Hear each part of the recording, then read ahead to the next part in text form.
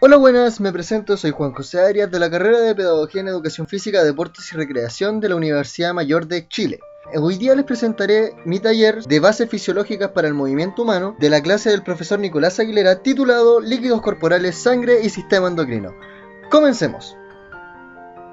Partimos con la osmosis. La osmosis es el flujo de agua a través de una membrana plasmática en difusión pasiva.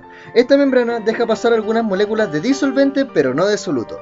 La presión osmótica sería la fuerza necesaria para detener el flujo de agua a través de la membrana semipermeable, para poder dejar pasar estas moléculas pero no estos solutos. Continuemos. La osmolaridad. La osmolaridad es la medida que se da cuenta de la concentración de sustancias dentro de una o más soluciones, expresada en miliosmoles. Como podemos ver en la imagen, dentro de la osmosis existen dos soluciones. Dentro de esta existen algunas moléculas de diferentes cosas, las cuales son expresadas en miliosmoles. Continuando, la distribución de agua dentro del cuerpo y su relación con la osmolaridad. El cuerpo tiene un 60% de agua total. Dentro de esto se divide en líquido intracelular, que vendría siendo un 40%, y líquido extracelular, que vendría siendo un 20%. A su vez, este se subdivide en plasma, que correspondería a un 5%, y el líquido intersticial, que correspondería a un 15%. La relación con la osmolaridad y el agua corporal total podría darse al momento de detener los solutos, como por ejemplo el sodio, el potasio, el cloro, con el principal solvente del cuerpo, que vendría siendo el agua. Continuando con los mecanismos de regulación de la temperatura corporal. Muy bien, tenemos 4 principales mecanismos que regulan la temperatura corporal en nuestro cuerpo. Sería, por ejemplo, la radiación, es cuando los seres vivos irradian calor al medio ambiente por medio de ondas electromagnéticas.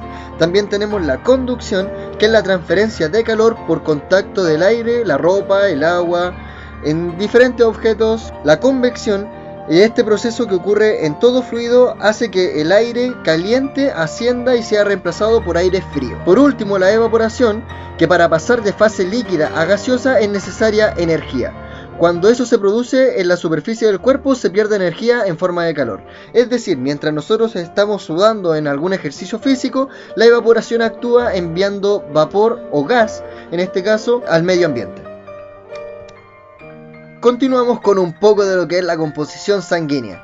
La sangre que está dentro del cuerpo es aproximadamente unos 4,5 a 6 litros de sangre, y esta se subdivide en un 55% de plasma y un 45% de elementos figurados. El plasma correspondería a un 92% de agua y es la parte líquida de la sangre, el 7% de las proteínas y luego un 1% de otros derivados, algunos solutos, entre otras cosas. Tenemos los elementos figurados, los glóbulos blancos, glóbulos rojos y plaquetas. Dentro de las generalidades del sistema endocrino podemos encontrar que es aquel que realiza cambios y funciones a través de señales químicas llamadas hormonas. Estas pueden ser visibles por actitudes o cambios corporales, pero la mayoría son internos, lo cual hace que el cuerpo humano tenga reacciones sin que uno se dé cuenta. Dentro de esto podemos dividirlos en la glándula pituitaria, la glándula pineal, la glándula tiroides, el timo, la glándula adrenal, el páncreas y las gónadas, que se dividirían en ovarios y testículos. El mecanismo de operación del sistema endocrino. Existen 3 mecanismos de acción: los receptores para las hormonas peptídicas y catecolaminas, los receptores para la hormona esteroide y los receptores para las hormonas tiroideas. Estos pueden inhibir, sintetizar, activar proteínas y acciones dentro del mismo organismo. ¿Cómo funcionan en sí? Llegan hasta la célula, y algunas, como por ejemplo lo que son esteroides, pasan la membrana, pero por ejemplo las hormonas peptídicas y catecolaminas no logran pasar la membrana, mientras que las tiroideas llegan incluso hasta el núcleo.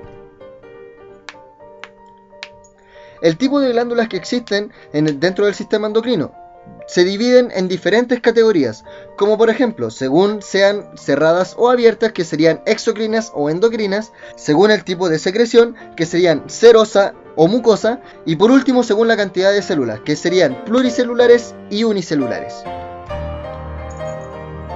Bueno, dentro de los tipos de comunicación celular tenemos la feromoral, la paracrina, la autocrina, la endocrina, la neurocrina y la nerviosa. La feromoral principalmente se da dentro de las plantas, no tanto dentro del ser humano, ya que la feromoral, por ejemplo, es cuando la planta tiene que tirar sus esporas para llegar a otra para que se puedan reproducir. La paracrina es donde una célula actúa sobre otra célula adyacente.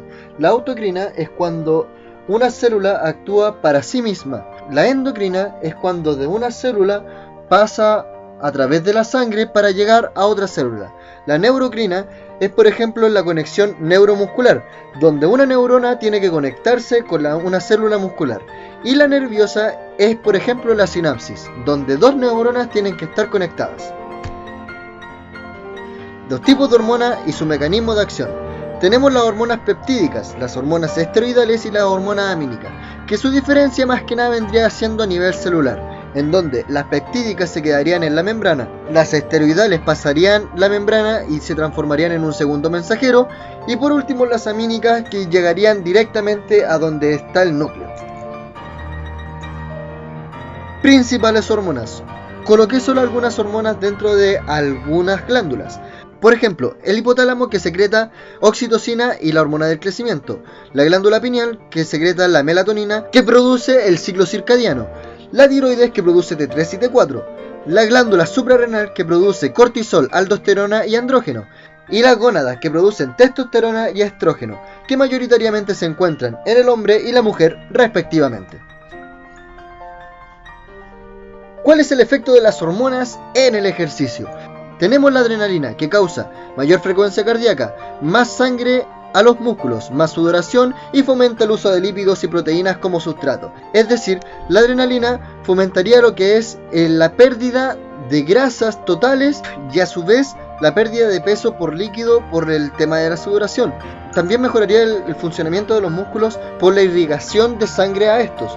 Y por último también mejoraríamos el ritmo cardíaco, el ciclo cardíaco y la conducción eléctrica del corazón, gracias a la adrenalina. Tenemos la hormona del crecimiento, que se da en respuesta al ejercicio, al sueño, al estrés y los niveles bajos de glucosa. Promueve la síntesis proteica a través de los aminoácidos y estimula la reproducción celular, el crecimiento tanto óseo como muscular.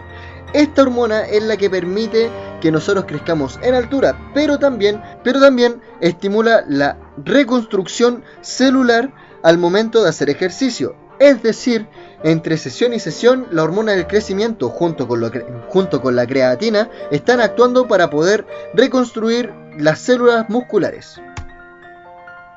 Y por último tenemos la testosterona, que es mayormente producida por los hombres y su máxima producción dentro del día es a las 6 de la mañana. Procesa las proteínas y logra un aumento muscular, es decir, la hipertrofia.